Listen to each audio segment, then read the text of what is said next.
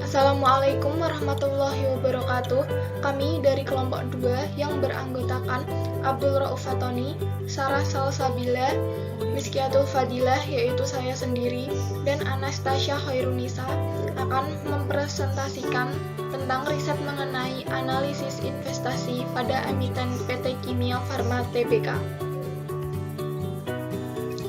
PT Kimia Farma Tbk adalah perusahaan industri farmasi berstatus badan usaha milik negara dengan kode emiten KAEF. Shareholders composition sebanyak 90,025% dimiliki oleh PT Bio Farma dan 9,975% dimiliki oleh publik. Pada Februari 2020, kepemilikan saham seri B Pemerintah Republik Indonesia dialihkan ke PT Bio Farma. Integrasi bisnis dimulai dari KFSP, Kimia Farma Sungwon Pharmacopeia Plant, bahan baku obat, kemudian Plant, kemudian NDC, National Distribution Center, kemudian KFDT, Kimia Farma Trading, dan Distribution bertugas mendistribusikan produk-produk farmasi. Selanjutnya, Retail Farmasi terdiri dari Kimia Farma Apotek, Kimia Farma Dawa, dan Kimia Diagnostik, kemudian sampai hingga ke customer. Kondisi ekonomi global dan lokal. Nilai tukar rupiah terhadap USD. Adanya coronavirus membuat semakin meningkatnya ketidakpastian global. Pada awal tahun, rupiah telah mengalami depresiasi sebesar 2,9% dengan nilai rata-rata tukar sepanjang semester 1 2020 mencapai Rp14.600. Selanjutnya, suku bunga acuan. Pada awal tahun, BI menurunkan 7-day reserve repo rate ke level 4%, yaitu sebesar 25 bps, dan total penurunan sebesar 100 bps. Hal itu dilakukan sebagai respon terhadap penguatan bauran kebijakan dan sebagai salah satu cara pemulihan ekonomi nasional akibat dampak COVID-19.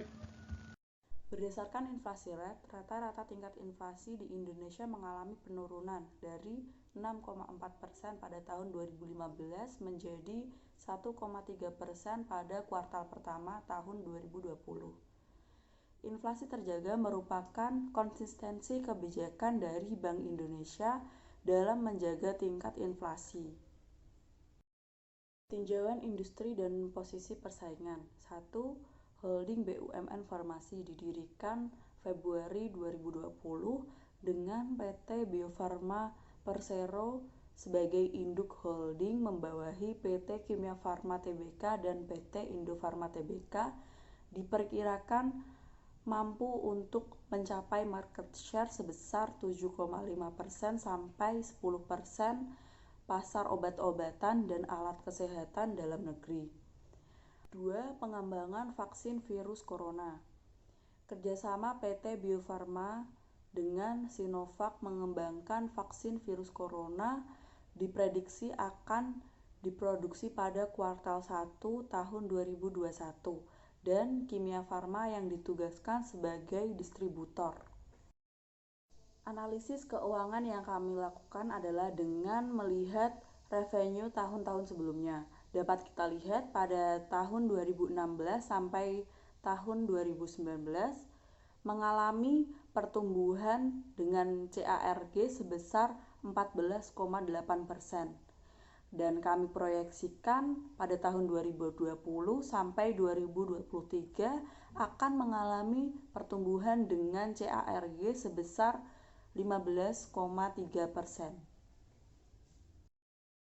Sementara itu, profitabilitas yang kami gambarkan melalui net profit margin, return of equity, dan return of asset mengalami penurunan pada tahun 2019, tetapi bangkit pada kuartal pertama tahun 2020.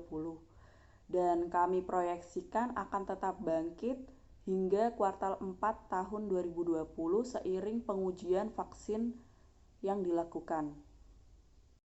Dividen diskon model atau DND. Tingkat pertumbuhan dividen G sama dengan ROE dikali retention ratio G sama dengan 12,99% dikali 80,03% sama dengan 10,39%. Estimasi dividen yang diharapkan DT sama dengan D0 dikali dalam kurung 1 plus G. D sama dengan 17,66 rupiah dikali dalam kurung 1 plus 10,39%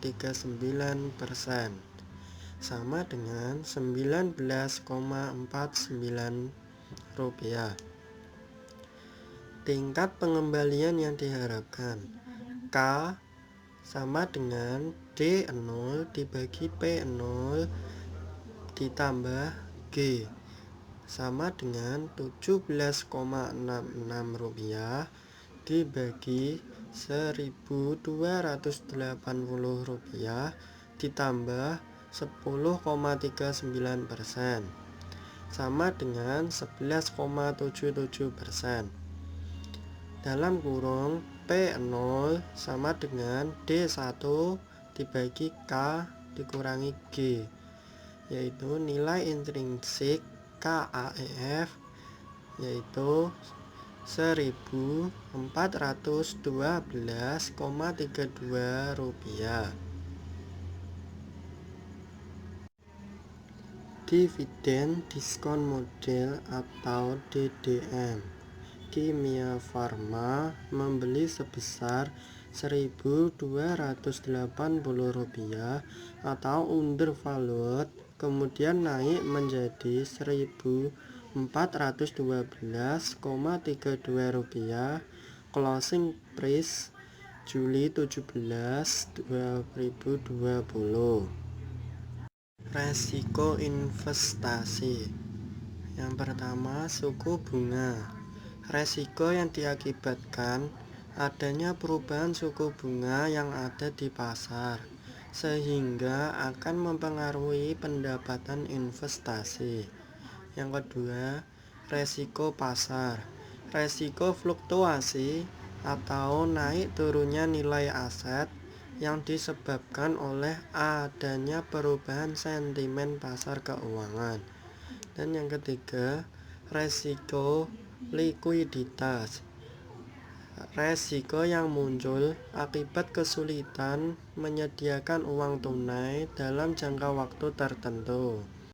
Resiko investasi selanjutnya ada 3, yaitu resiko valuta asing, resiko negara, dan resiko reinvestasi. Resiko valuta asing atau exchange rate risk yang disebabkan perubahan kurs valuta asing di pasaran yang tidak sesuai lagi dengan yang diharapkan, terutama pada saat dikonversikan ke mata uang domestik. 2. Resiko negara, sovereign risk, dan berkaitan dengan kondisi perpolitikan suatu negara. Yang terakhir, resiko reinvestasi adalah kemungkinan bahwa arus kas investasi yang menghasilkan imbal hasil yang lebih rendah setelah diinvestasikan kembali ke instrumen investasi yang baru. Tata kelola perusahaan ada 3. Yang pertama, Direktur Umum bertugas sebagai penanggung jawab GCG di perseroan. 2. Setiap pemimpin divisi atau unit kerja bertanggung jawab mengendalikan kegiatan tata kelola perusahaan dan memastikan asas-asas GCG dilaksanakan secara konsisten di setiap unit kerja. 3. Kepala divisi atau unit kerja harus melaksanakan tugas dan tanggung jawab masing-masing dengan baik. Prinsip-prinsip tata kelola perusahaan ada 5. 1. Transparansi. 2. Akuntabilitas. 3. Pertanggungjawaban. 4. Kemandirian. Dan yang terakhir, 5. Kesetaraan dan kewajaran.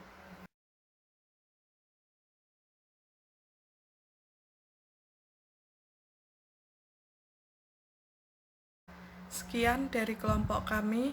Maaf apabila ada kesalahan kata. Terima kasih. Wassalamualaikum warahmatullahi wabarakatuh.